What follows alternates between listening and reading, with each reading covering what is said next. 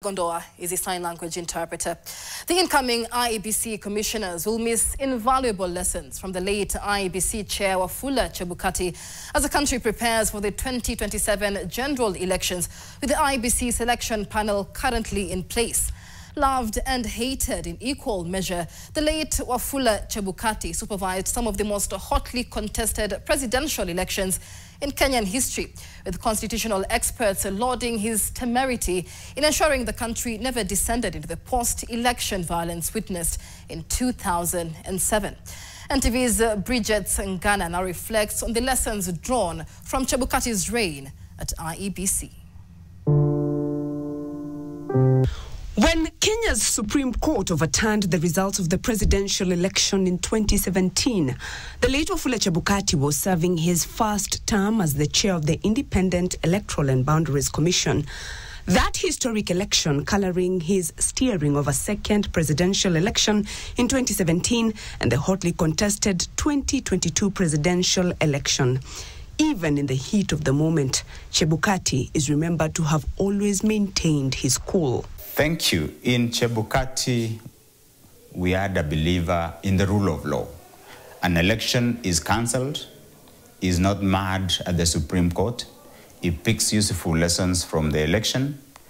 He organizes an election where the main protagonist, the person who went to court to have the election nullified, boycotts. He is accused at the same time of siding with the opposition that time, that is Raila Amolo Odinga. But he declares President Uhuru Kenyatta as the president.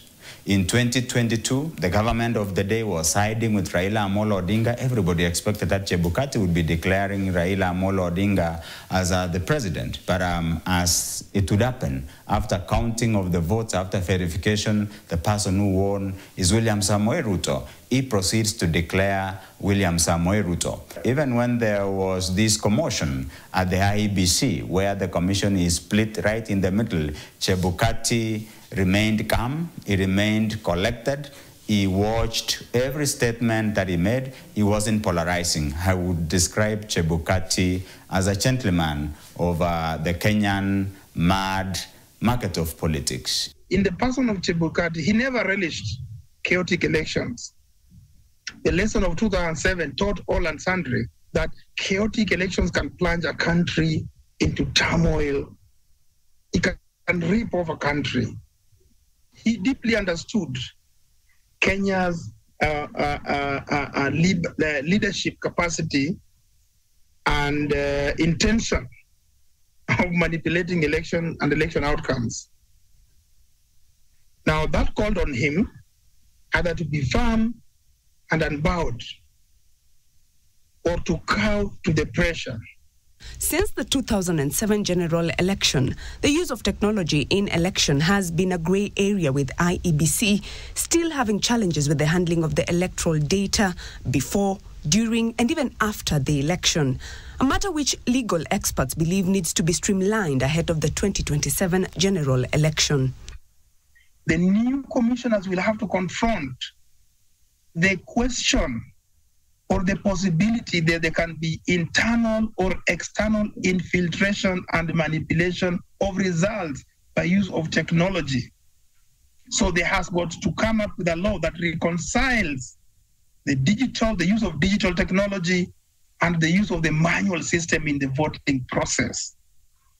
The new commission has to deal with the bigger question of electoral fallout, particularly that follows the presidential declaration of results. For constitutional lawyer Kipkoech Ngetich, the IEBC Act needs a review to ensure total independence of the commission. And I think going into the future, we need to review the IEBC Act so that financing of the Independent Electoral and Boundaries Commission should follow the contours of the Judiciary Fund, so that IEBC should have a fund, IEBC should have a reserve of money. And on the question of whether or not the late Chebukati dispensed the duties of his office as per his oath of fairness, truth and justice, these experts believe that given the prevailing ethnic nature of Kenyan politics, even the incoming IEBC chair will be damned if he or she does or if he or she doesn't. As you judge Chebukati, you really have to know our electoral culture in Kenya. A country that is divided right in the middle. However right or wrong you do it, the other divide will always cast aspersions and misgivings. Indeed, all Kenyans know that since 2007, our elections have been badly governed. Politicians in this country do not want a free, fair, and credible election. We need to have a situation as a country where politicians delink themselves completely from the IEBC. And the way to do that is to ensure that we have commissioners at least 2 years to every election settled and well-financed. Bridget Ngana, NTV.